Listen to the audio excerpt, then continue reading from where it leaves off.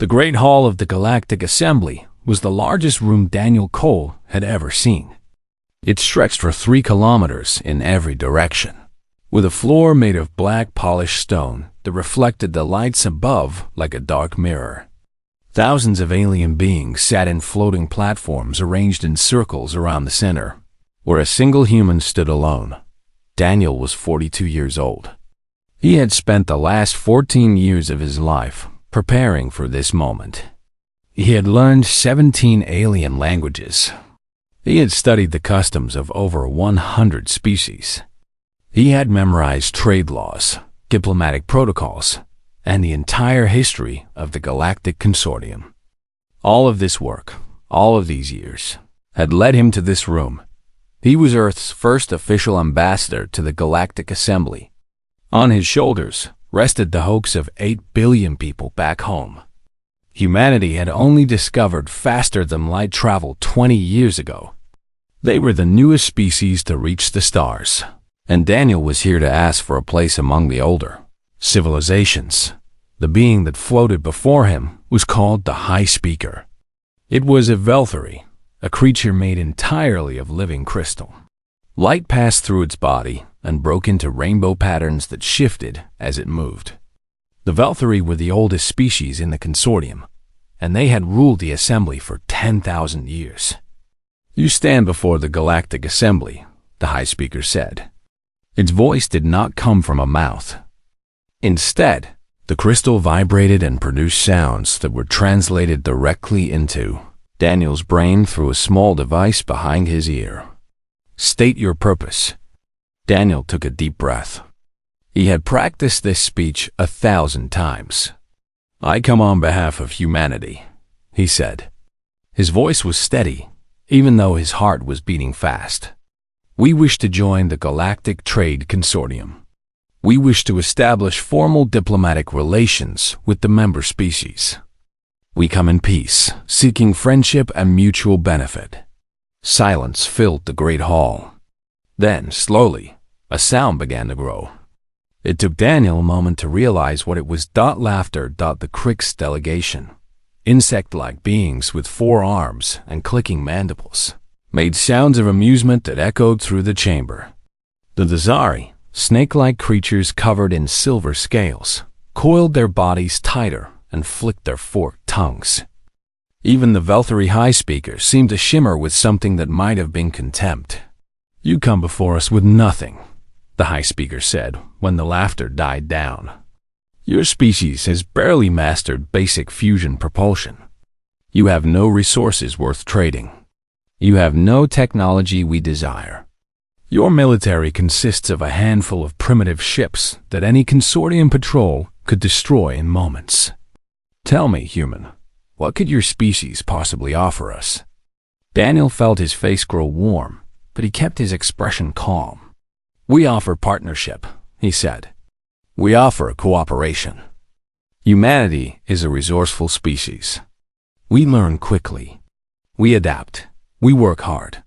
If you give us the opportunity to prove ourselves." "Opportunity?" The High Speaker cut him off. "The consortium has existed for 40,000 years, human. In that time, we have seen hundreds of primitive species beg for what you call opportunity. Do you know what happened to most of them? They destroyed themselves. War, disease, environmental collapse. Within a century of first contact, most young species wiped themselves out. Why should we waste our resources on another doomed civilization?" The chamber erupted in sounds of agreement. Delegates from dozens of species shouted their support for the High Speaker's words. Each shout was translated into Daniel's brain, creating a chorus of rejection that seemed to come from everywhere at once. "The Crick's Collective agrees," said the lead insect delegate. "Humans are soft creatures. They have no exoskeleton. They cannot survive in vacuum. They require constant feeding and temperature control. They are biologically inferior." "The Dasari Dominion concurs," hissed one of the snake beings. "Our scouts have observed human settlements. They fight among themselves constantly. They pollute their own planet. They cannot even achieve unity among their own kind. How can they contribute to galactic unity? One by one, the delegations added their voices to the mockery. Daniel stood in the center of the great hall and listened to every species tell him why humanity was worthless, why humans were primitive, why they were doomed to fail. He looked around the chamber, searching for even one sympathetic face.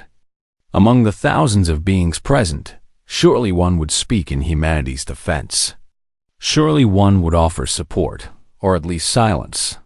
There were none.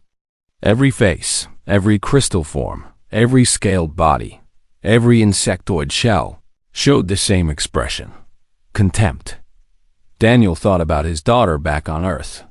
She was 12 years old. She had cried when he left for this mission, but she had also told him she was proud of him. She believed in him. She believed in humanity's future among the stars. What would he tell her when he returned? The High Speaker raised one crystalline appendage, and the chamber fell silent.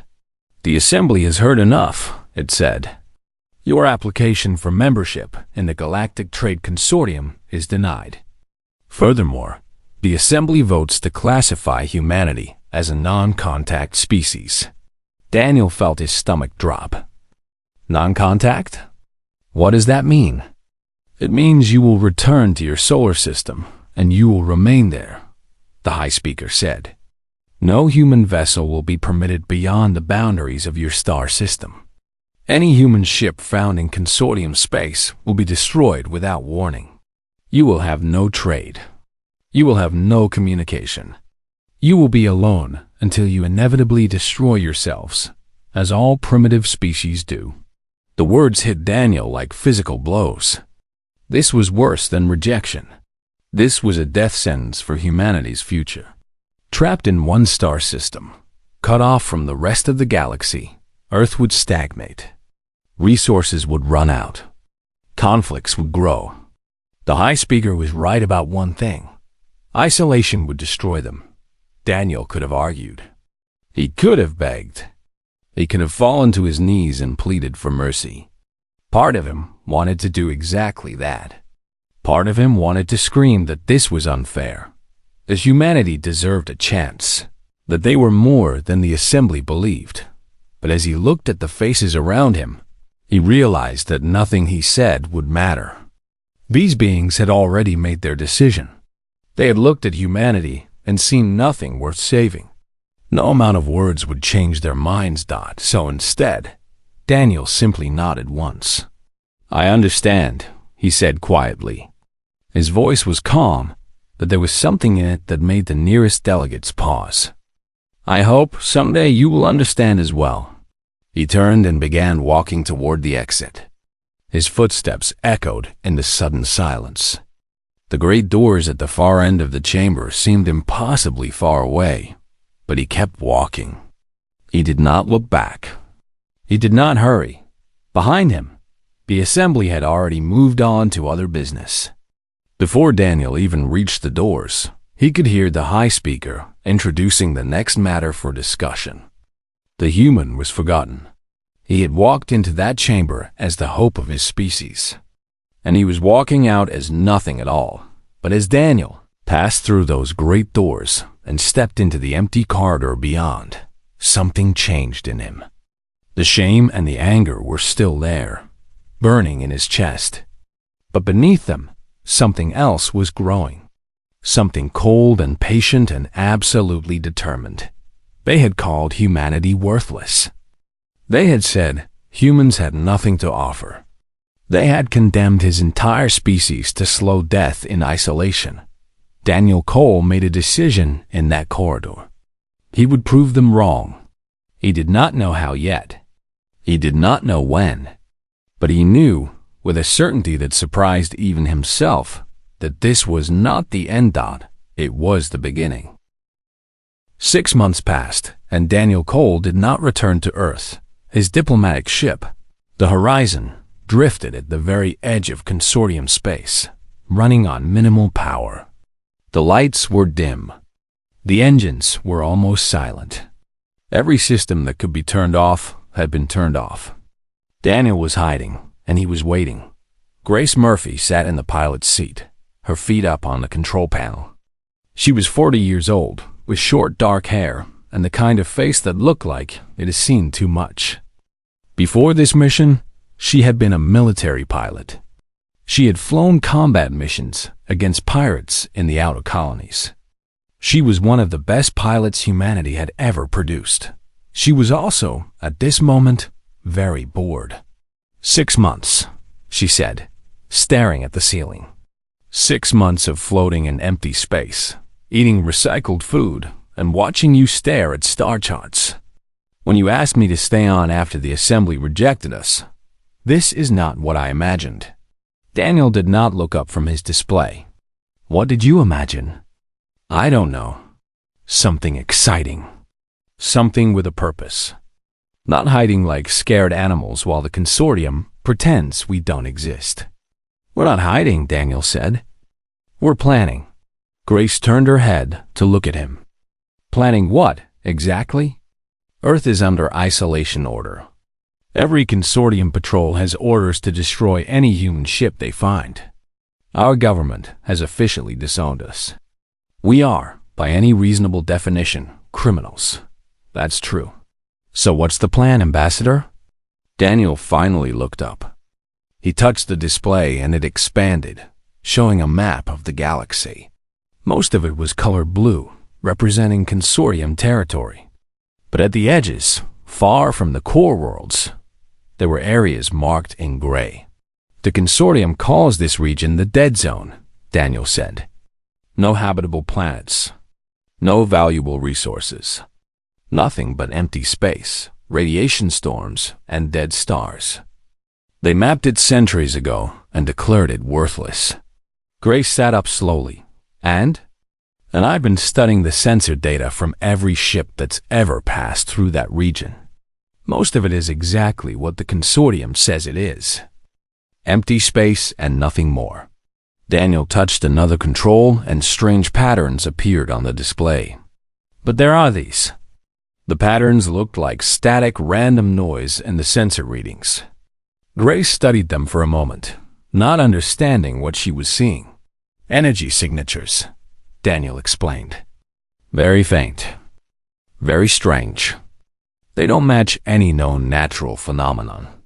They don't match any technology in any database. They're just there, hidden in the background noise where nobody bothered to look. Grace was quiet for a long moment. You think something is out there. I think something was out there. Something that left traces behind. Something that nobody has thought to investigate because the consortium decided that region was worthless 1,000 years ago. And you want us to go find it? Yes. Grace stood up and walked to the main viewport. Outside, stars glittered against the endless black.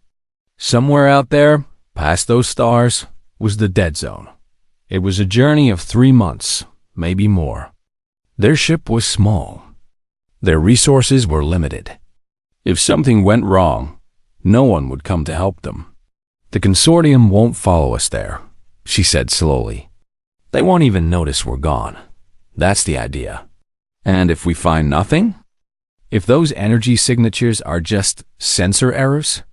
Daniel shrugged. Then we die alone in empty space, and nobody will ever know what happened to us. Which is probably better than going back to Earth and spending the rest of our lives telling people that we failed. Grace laughed. It was not a happy laugh, but it was genuine. You're crazy, she said. Probably.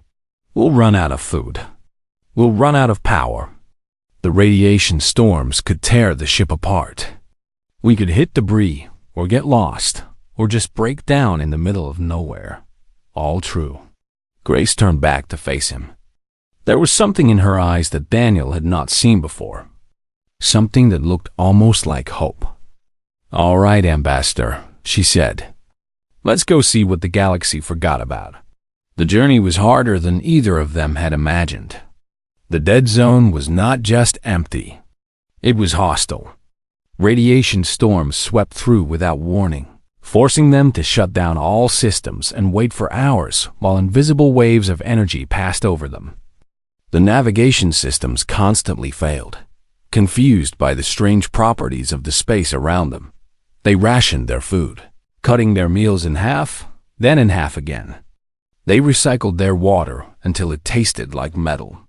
Grace slept in 4-hour shifts while Daniel analyzed sensor data, searching for any sign that they were going the right direction. On the 60th day, they almost gave up. "There's nothing here," Grace said. Her voice was flat with exhaustion. "We've been flying for 2 months and there's nothing. Just empty space and radiation and death." Daniel stared at the sensor display.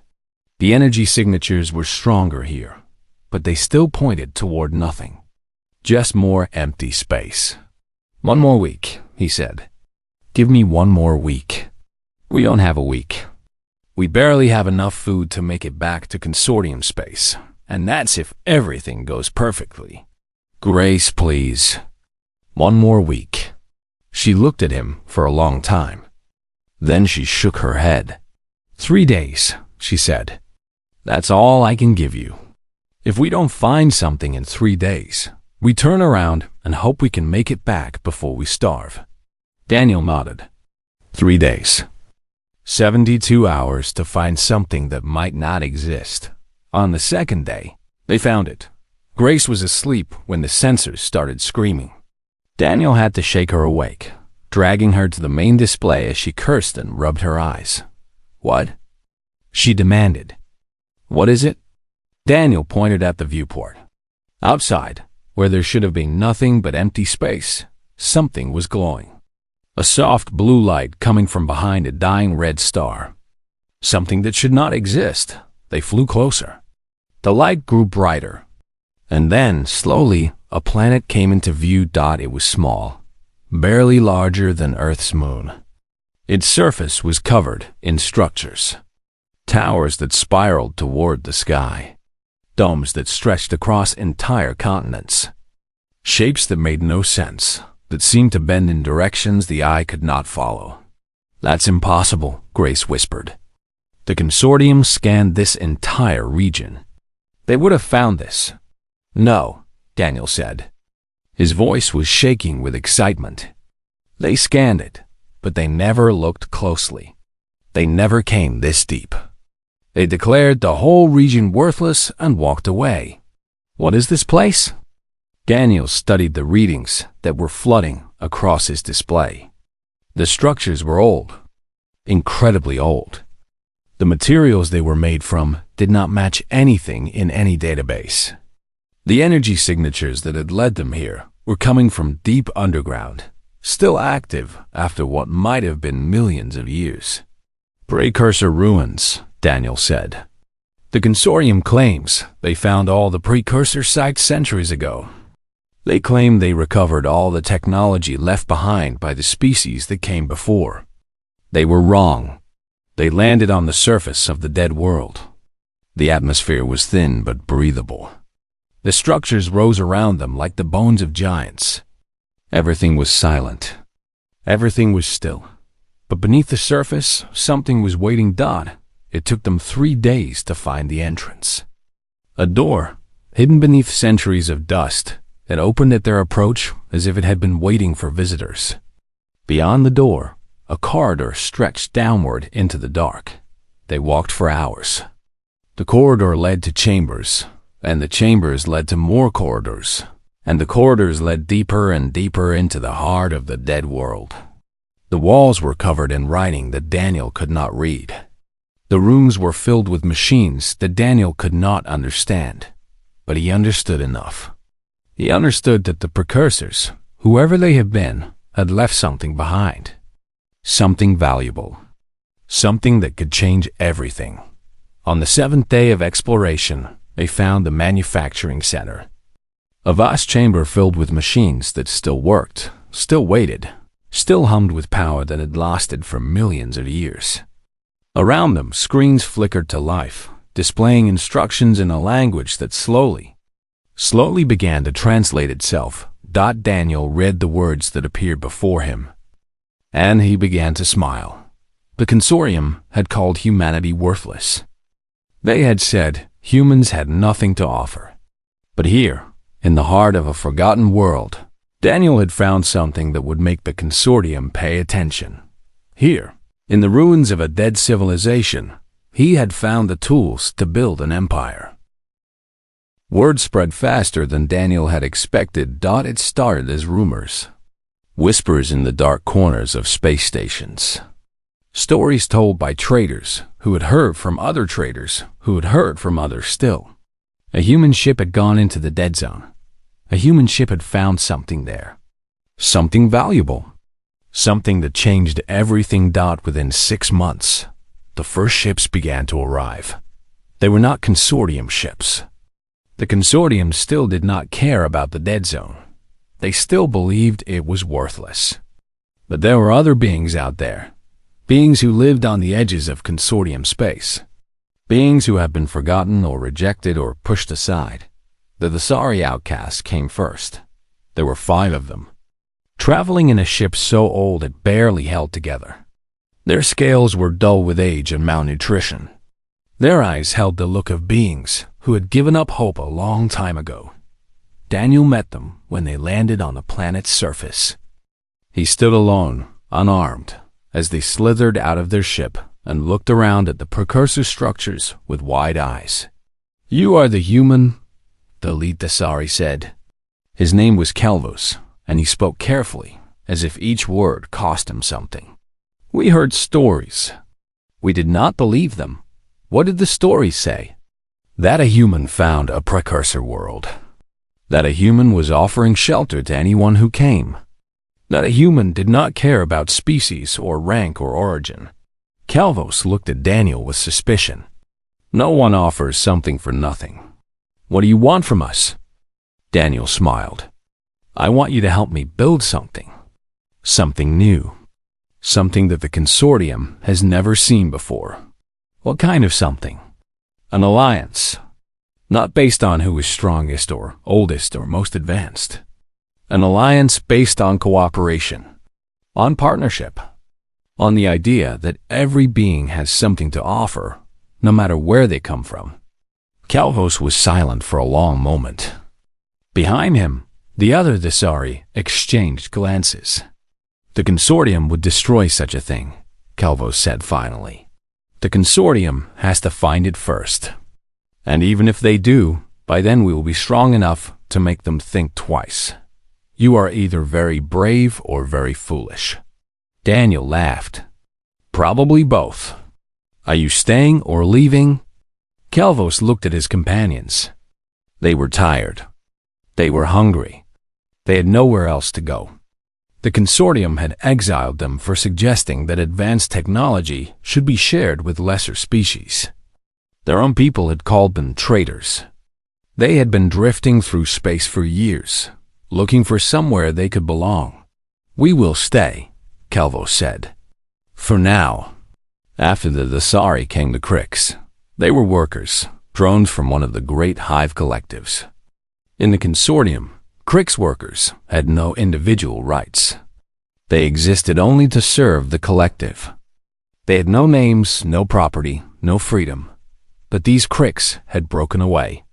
They had somehow developed individual consciousness, and their collective had tried to kill them for it. They had escaped in a stolen cargo ship. 12 of them huddled together in the darkness. Afraid and alone, Daniel welcomed them all. He gave them names. He gave them work. He gave them something they had never had before, a choice in how they would live their lives. The first Cricks to volunteer for a job was a small female with green-tinted shell plates. She chose the name Clara, after a human named Daniel had mentioned in passing. She became his first worker in the manufacturing center, learning to operate precursor machines that could build ships faster than any consortium shipyard. "This technology is amazing," Clara said one day, as she watched a new vessel take shape in the construction bay. "The consortium has nothing like this. How did they miss it for so long?" "They stopped looking," Daniel said. "They found what they wanted and decided there was nothing else to find. They became comfortable. They became arrogant. And they forgot that the universe is full of surprises. Will they come for us when they learn what we have? Eventually. That's why we need to be ready. Lisa Grant arrived in the second year. She was human. A fusion technician who had worked on Earth's orbital stations before the consortium's isolation order shut everything down. When humanity was told to stay in their solar system, Lisa was one of the many people who lost their jobs, their dreams, their futures. She had stolen a ship and left Earth in the middle of the night. She had flown for months, following rumors and whispers, until she found her way to the dead zone. "I heard you were building something out here," she said to Daniel when they first met. "Something that could change the galaxy." "I'm trying," Daniel said. "But I can't do it alone. I need people who can take this precursor technology and make it work for us. I need engineers who aren't afraid to try new things." Lisa looked at the machines around her. They hummed with power that she did not understand. They glowed with lights and colors she had never seen. They were completely alien, completely impossible, and completely beautiful. "I'm in," she said. Lisa became Daniel's chief engineer. She adapted precursor manufacturing methods to produce ships that combined the best of human design with alien technology. She found ways to make precursor weapons that could be used by any species. She created power systems that could run for centuries without refueling. Under her guidance, the settlement grew. What had started as one planet became 2, then 5, then 10. What had started as a few dozen refugees became hundreds, then thousands. They called the first planet Haven. It was Daniel's idea, a reminder of why they were there, a reminder of what they were building. "You need a government," Kelvos said to Daniel one evening. They were sitting on a balcony overlooking the main settlement, watching construction drones build new housing blocks in the distance.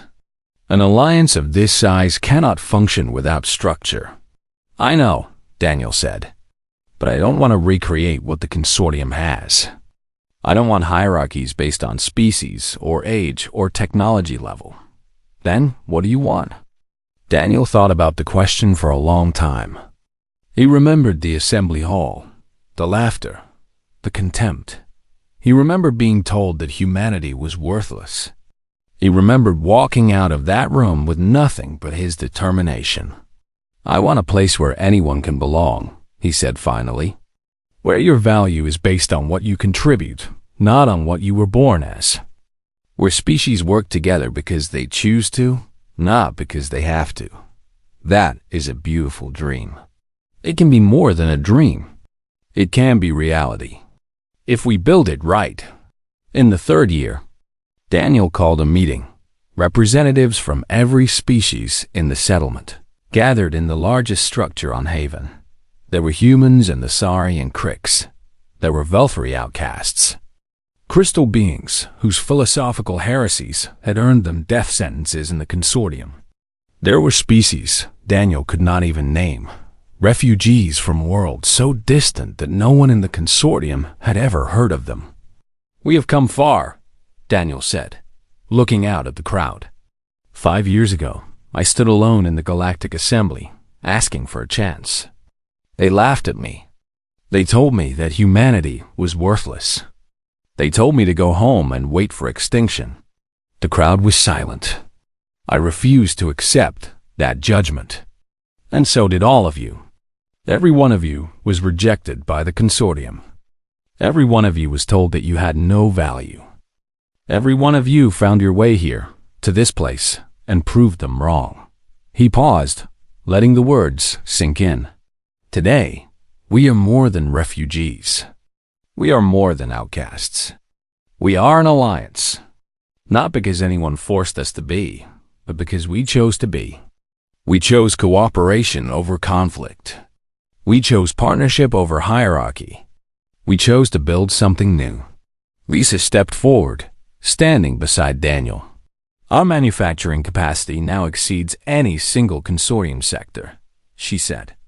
Our ships are faster and stronger than anything the consortium has. Our technology is advancing at a rate they cannot match.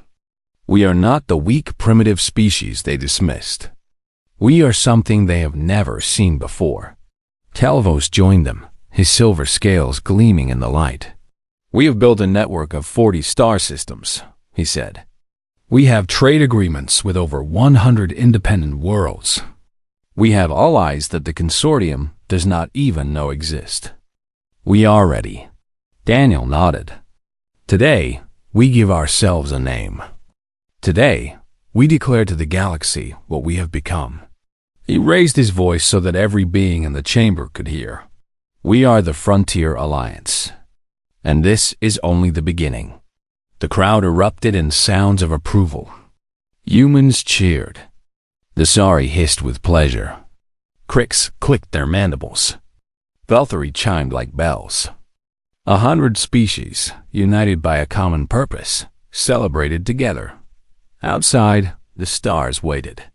The consortium would notice them soon. The confrontation was coming. But for now, in this moment, Daniel allowed himself to feel something he had not felt since that day in the assembly hall. He felt hope. The consortium noticed them on the 7th year. Daniel was on the bridge of the Alliance flagship when the message arrived. The ship was called Second Chance, and it was the finest vessel the Alliance had ever built. Precursor technology merged with human engineering and the Sari weapons, systems to create something that had never existed before. It was fast. It was powerful. And today, it might be the only thing standing between the Alliance and destruction. 300 warships, Lisa said, staring at the tactical display. Valkyrie battle fleet. They dropped out of faster-than-light travel at the edge of our territory 10 minutes ago. Daniel studied the display. The enemy ships were arranged in a perfect formation, each one exactly where it should be. The Valkyrie did everything with precision. It was their greatest strength, and perhaps their greatest weakness. Have they made contact? Yes, they're transmitting on all channels. They want to speak with you directly. Daniel nodded. Put them through. The main screen flickered, and a familiar face appeared.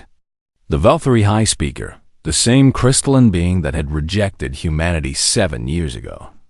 Its body still refracted light into rainbow patterns. Its voice still resonated with power and certainty. Daniel Cole, the High Speaker said. We meet again. High Speaker. I wish I could say this is unexpected. Do you? You have spent 7 years building an illegal settlement in consortium territory. You have harbored criminals and outcasts from a dozen species.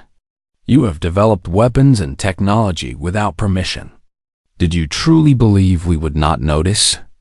I believed you would not care.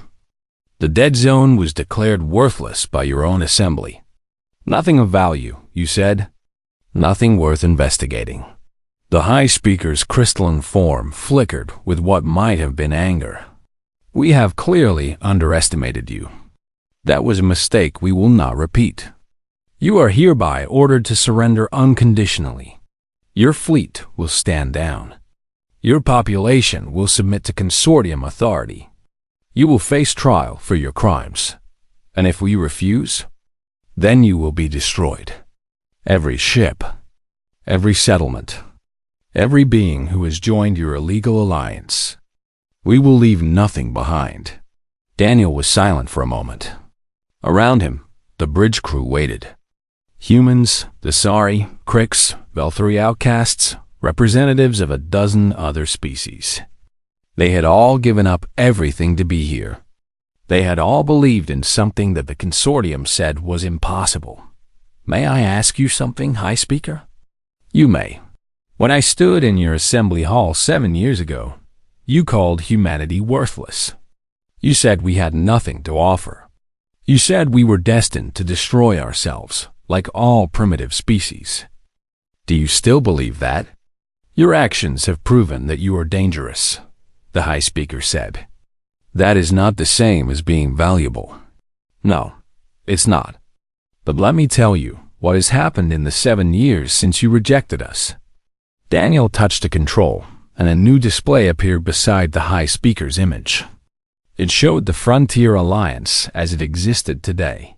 40 star systems, 500 ships, a population of over 1 million beings from more than 50 species. You see these numbers, Daniel said. You see ships and planets and populations. But what you don't see is what matters most. Every being in this alliance was rejected by the consortium. Every one of them was told they had no value. And every one of them found a home with us. Outcasts and criminals. That is nothing to be proud of. They are not outcasts. They are people. People who have skills and ideas and dreams that the consortium refused to recognize. People who wanted to contribute but were never given the chance. People who proved over and over again that value is not something you are born with. It is something you create. The High Speaker was silent. You came here with 300 ships, Daniel continued. You believe that is enough to destroy us. Perhaps you are right. Your fleet is the finest in the galaxy. Your weapons are powerful. Your tactics are proven. If this becomes a battle, some of us will die. All of you will die. Perhaps. But while you were maintaining your perfect hierarchies, we were innovating. While you were dismissing everyone different from you, we were learning from each other. While you were certain that your way was the only way, we were discovering new possibilities. Daniel touched another control. Around the second chance, the rest of the Alliance fleet began to appear on the tactical display. 500 vessels of every shape and size, crewed by beings from every corner of the galaxy. We don't want war, Daniel said. We never did. What I asked for 7 years ago was simple. Recognition, trade, partnership. Everything I asked for then, I am asking for now. You expect us to negotiate with criminals? I expect you to recognize that you have a choice. You can attack us, and some of us will die. But not all of us. We have precursor technology that your ships cannot match. We have tactics that your commanders have never seen. And we have something else that you cannot understand. People who are fighting for their homes, not because they were ordered to, but because they believe in what we have built. Daniel leaned forward. You will win battles, but you will not win the war. And every world in your consortium will see that the mighty Valkyrie were held off by the species they mocked and the outcasts they abandoned. How long do you think your authority will last after that? The High Speaker did not respond. There is another path, Daniel said. You can recognize the Frontier Alliance as an independent power. You can establish trade and diplomatic relations. You can show the galaxy that the consortium is capable of change, of growth, of learning from its mistakes. You ask us to admit that we were wrong.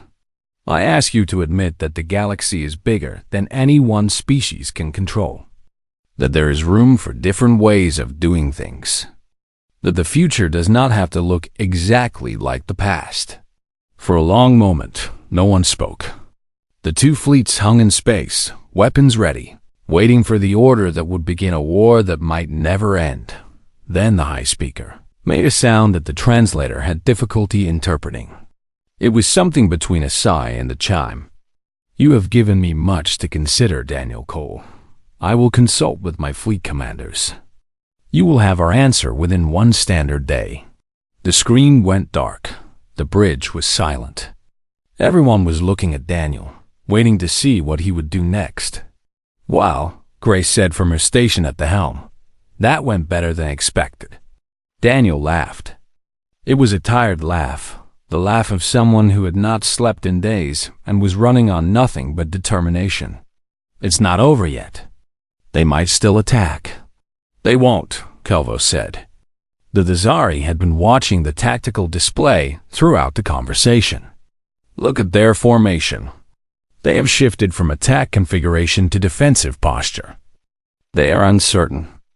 They came here expecting to crush us quickly and easily. Now they are not sure they can. What changed? You did. Kelvos looked at Daniel with something like respect. You showed them something they did not expect. You showed them that we are not afraid. And you showed them that defeating us would cost them more than they are willing to pay. The answer came 18 hours later. The Velthari fleet would withdraw. The consortium would open negotiations for diplomatic relations with the Frontier Alliance. There would be trade agreements. There would be recognition. There would be peace. It was not a perfect victory. The negotiations would be difficult. The consortium would try to limit the Alliance's power. There would be setbacks and conflicts in the years to come. But for now, in this moment, they had one. Daniel stood at the viewport of the Second Chance and watched the Velthari fleet turn and begin its long journey home. Behind him, his crew celebrated. He could hear laughter and cheering and sounds of joy in a dozen different languages. Grace came to stand beside him. "You did it," she said. "You actually did it. We did it. All of us. Everyone who believed that things could be different. What happens now?" Daniel thought about the question. He thought about the years of work ahead, the challenges that still waited, the future that was just beginning to take shape. "Now," he said, "we built something that lasts. Something that will still be here long after we are gone. Something that will prove, once and for all, that nobody is worthless. That everybody has something to offer. That the galaxy is big enough for everyone." Grace smiled. "That sounds like a lot of work." "It is. But it's the work I was born to do." Outside, the stars waited. And for the first time in 7 years, Daniel Cole felt at peace. 20 years had passed since Daniel Cole walked out of the Galactic Assembly in shame. Now he walked back in as a hero. The Great Hall had changed. Where once only consortium species were permitted to sit, now delegates from the Frontier Alliance occupied places of honor at the center of the chamber. Humans sat among Velthari. The Zari outcasts debated with the Zari nobles. Krix individuals, each with their own names and their own voices, spoke as equals with the collective drones who had once owned them. Daniel moved slowly through the crowd. He was 62 years old, and the years had not been kind to him. His hair was gray. His face was lined with wrinkles. His back ached when he stood for too long. But his eyes were still sharp, and his mind was still clear. The being that approached him was the current High Speaker of the Assembly.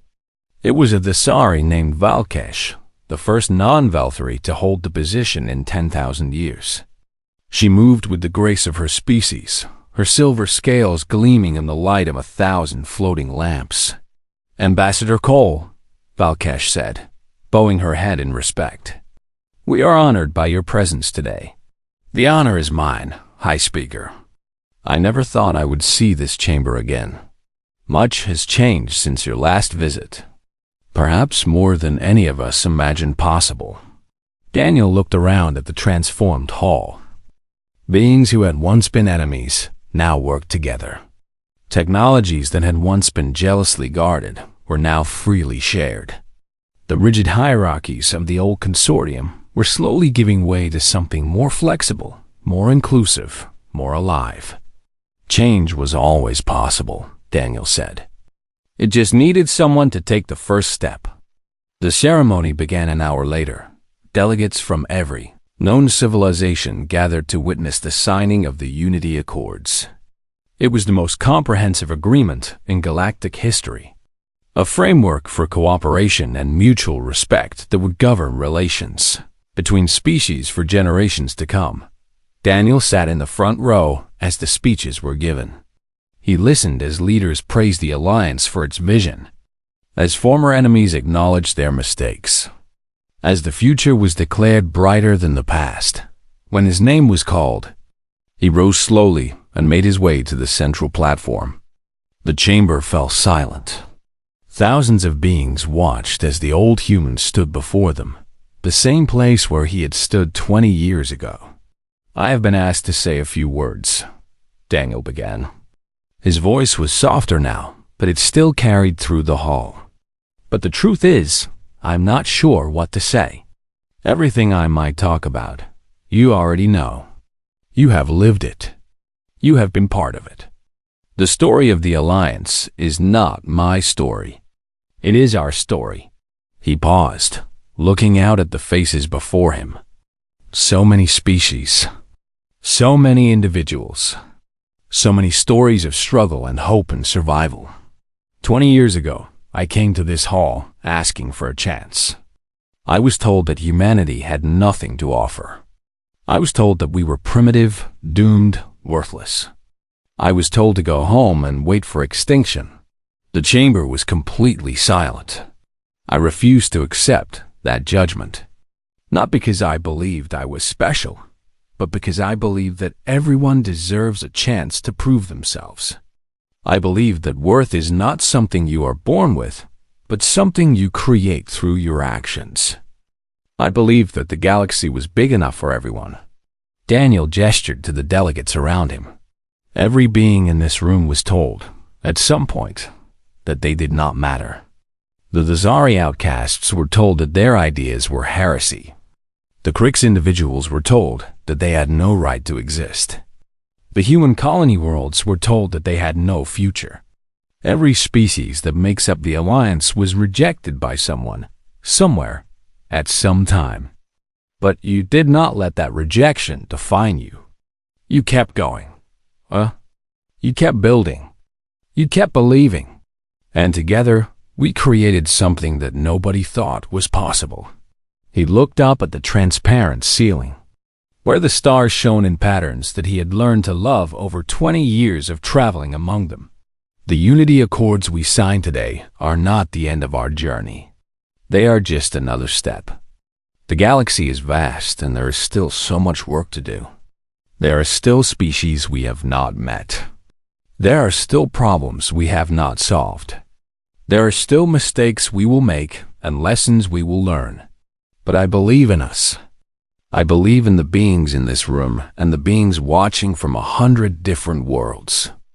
I believe that when we work together, there is nothing we cannot achieve. Daniel smiled, and for a moment, he looked like the young ambassador who had walked into this hall 2 decades ago, full of hope and determination. "Thank you for proving me right." The ceremony ended with celebration. Music played in styles from 1,000 different worlds. Beings who had been enemies shared food and drink. Stories were told and friendships were made, and the future seemed full of possibility. Daniel found a quiet corner and sat down, his old bones grateful for the rest.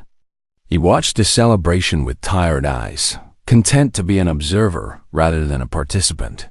A young woman approached him. She was human, perhaps 20 years old, with dark hair and curious eyes. She wore the uniform of the Alliance Diplomatic Corps with the insignia of a junior officer. "Ambassador Cole?" she said, nervous but determined. "I'm sorry to bother you. My name is Sophie Park. I was hoping I could ask you something." Daniel smiled and gestured for her to sit. "Of course. What would you like to know?" "I was born on Haven," Sophie said. "I grew up in the Alliance. Everything you built, I have lived my whole life inside it. But I've always wondered something. Go ahead. How did you do it? How did you take that rejection, that humiliation, and turn it into all of this? I've read the histories and watched the recordings, but I still don't understand. How did you know that it would work?" Daniel was quiet for a long moment. Around them, the celebration continued. Laughter and music filled the air. The future was bright and full of promise. "I didn't know," Daniel said finally. "That's the truth. When I walked out of this hall 20 years ago, I had no plan. I had no resources. I had nothing but my anger and my determination and a stubborn refusal to give up. Then how? I took one step at a time. First, I decided not to go home. Then I found a place to hide. Then I started looking for something, anything, that could help. And when I found the precursor ruins, I started building, one day at a time. one decision at a time, one person at a time. He looked at the young woman with gentle eyes. The alliance was not built by me. It was built by every being who chose to believe in something better. Grace Murphy, who flew us into the dead zone when she had every reason to turn back. Kelvos, who trusted a human when his own people had betrayed him. Lisa Grant, who turned alien machines into tools we could use. Clara, the first Crix to choose her own name. 1,000 others, each one contributing what they could. But it started with you walking away. It started with me refusing to accept someone else's judgment as final. That's all. Anyone can be mocked and ignored.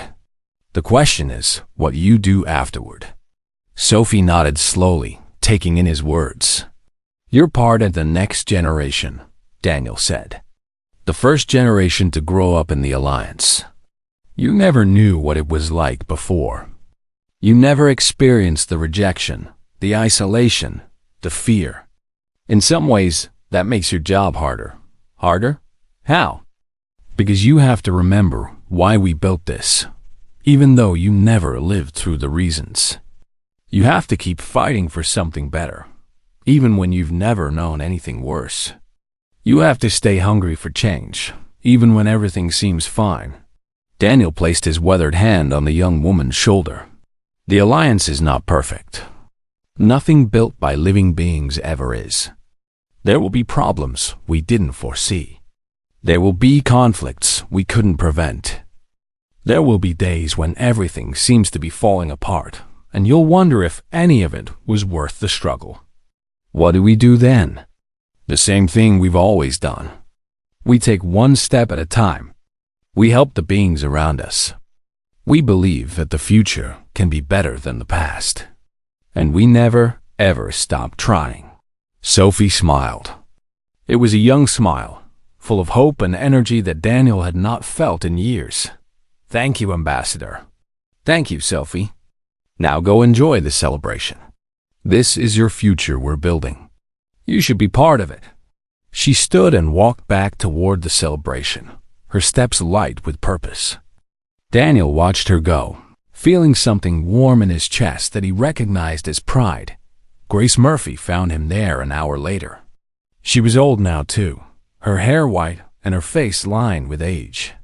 But she still moved with the confidence of a pilot, and her eyes still held the spark of someone who had seen the impossible and helped make it real. Hiding from the party? She asked, sitting down beside him. Resting. Old bones, you know? Old bones that changed the galaxy. She looked out at the celebration. We did good, Daniel. We did. Better than I ever imagined. So what now? You finally going to retire? Find a nice planet somewhere and watch the stars? Daniel laughed. It was a quiet laugh. The laugh of someone who had lived a full life and had no regrets. Maybe. Or maybe I'll find one more thing to do. One more problem to solve. One more person to help. You'll never stop, will you? Probably not. But that's okay. There's always more work to do.